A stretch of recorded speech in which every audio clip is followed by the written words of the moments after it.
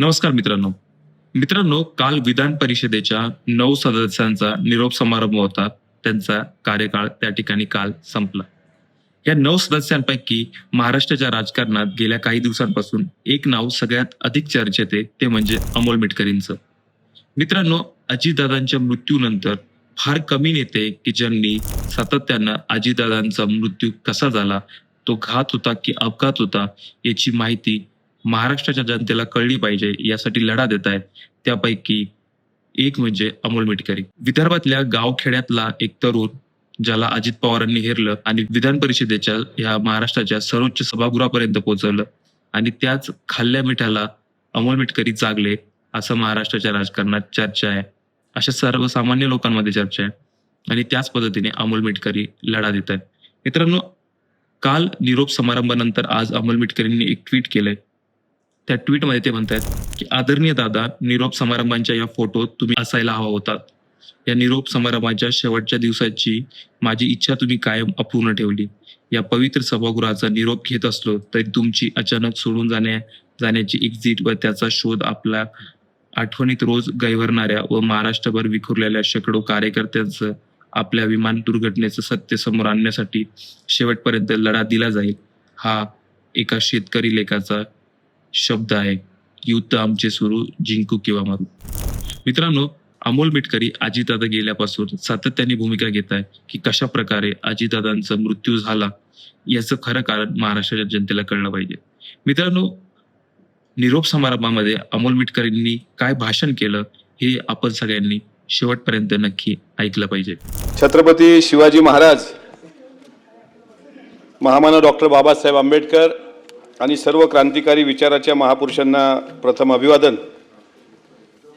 या राज्याचे दिवंगत उपमुख्यमंत्री आदरणीय अजितदादांच्या स्मृतीस विनम्र अभिवादन. आज विधान परिषदेच्या सदस्यांचा जो निरोप समारंभ या ठिकाणी पार पडतोय, खरं तर उत्तर देण्यासाठी माझी खूप इच्छा होती. सभापती महोदय, महाराष्ट्राची लोकसंख्या 12.5 ते 13 कोटी असताना महाराष्ट्र विधिमंडळामध्ये खाली 288 आणि वर आम्ही सर्व सदस्य किती भाग्यवान समजलो पाहिजे स्वतःला की लाखो लोकांमधून आपण 300 सव्वा 300च अशी लोक आहोत की जी भाग्यवान आहोत आणि जी जनतेचे प्रश्न सोडवण्याकरता या सभागृहात येतो. खरं तर आज मला अजितदादांची कमी प्रकर्षानं जाणवते. माननीय मुख्यमंत्री देवेंद्रजी असताना, बाजूला शिंदेसाहेब बसलेले असताना तिसरी खुर्ची जी होती ती आदरणीय दादांची होती आणि आज सभागृहामध्ये दादांनी मला ऐकावं ही माझी इच्छा होती.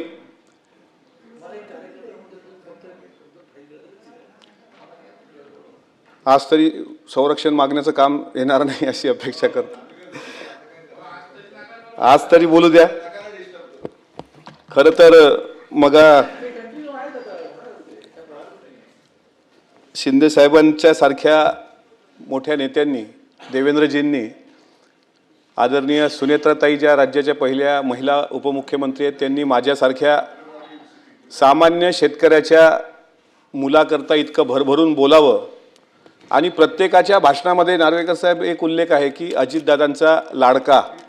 मला असं वाटते शिवशाहू फुले आंबेडकरांचा विचार सांगणारा व्यक्ती, व्याख्याता, गायक, ते अजितदादांचा एक लाडका कार्यकर्ता, ही जी ओळख मला आज तुम्ही सभागृहाने दिलेली आहे ती मरेपर्यंत मी कधी विसरणार नाही. त्याबद्दल मी मनापासून तुमचा आभार मानतो.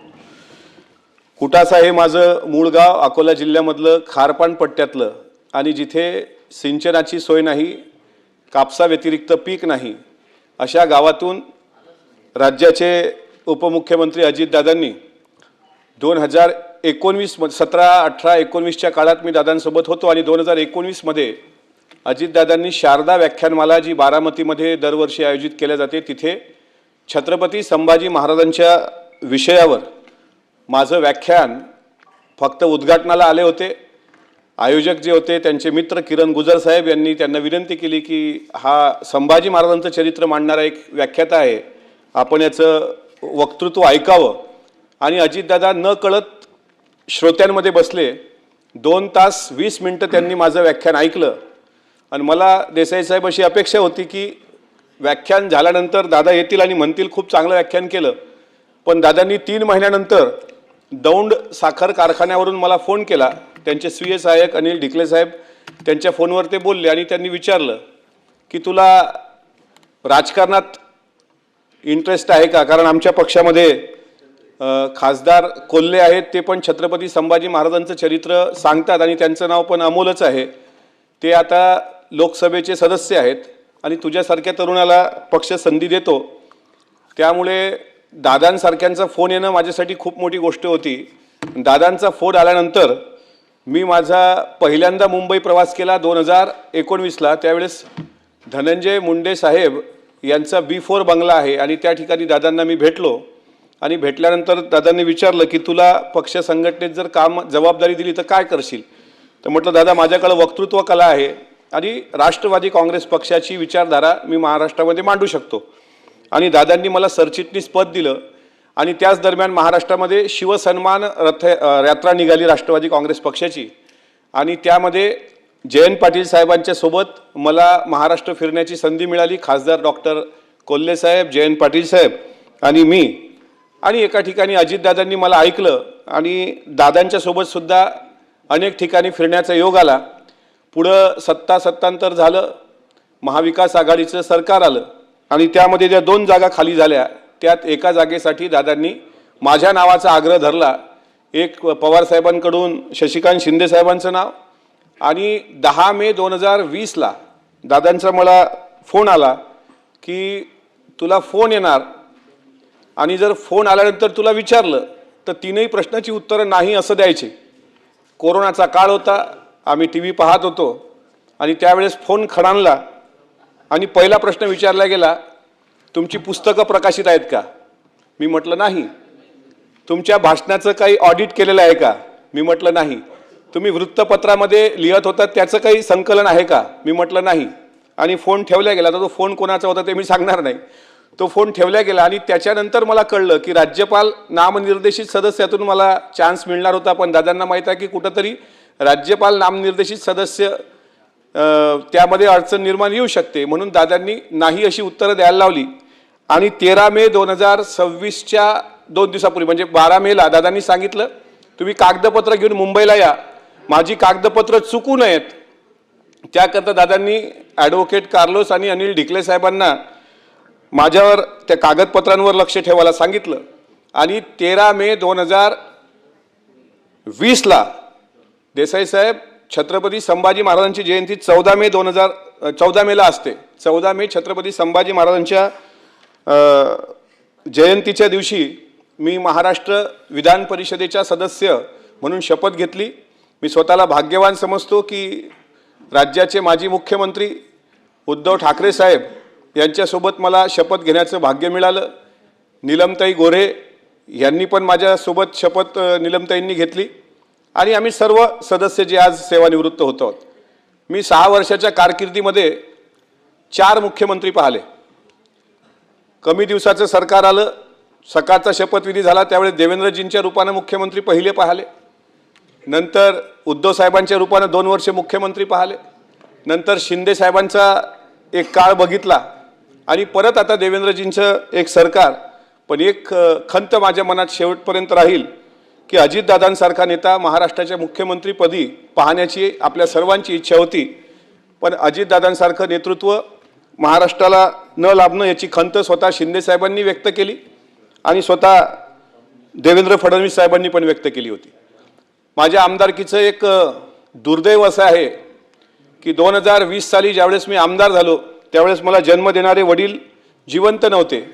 मला वाटत होतं की या प्रसंगाचा सर्वात जास्त आनंद जर कोणाला होईल तर 12-13 कोटी जनतेमध्ये मोजकी लोक विधान परिषदेची शपथ घेत आहेत, त्यात आपण आहोत आणि याचा सर्वात जास्त आनंद वडिलांना झाला असता. पण विधान परिषदेच्या शपथविधीच्या वेळेस वडील नव्हते. आणि दुसरं दुर्दैव असं की विधान परिषदेची टर्म संपताना म्हणजे शिंदे साहेबांना आवर्जून सांगतो की प्रसंग जीवनात कसे येतात. अजितदादांनी हिवाळी अधिवेशनाच्या शेवटच्या दिवशी मला भेटायला वेळ दिला होता. मी नागपूरला त्यांच्या बंगल्यावर भेटायला गेलो. त्यांना म्हटलं दादा 13 मेला माझी टर्म संपणार आहे मी आता पुढं काय केलं पाहिजे. दादा म्हणाले अर्थसंकल्पीय अधिवेशनाच्या दिवशी शोक प्रस्ताव झाल्यानंतर तू देवगिरीवर येऊन मला भेट.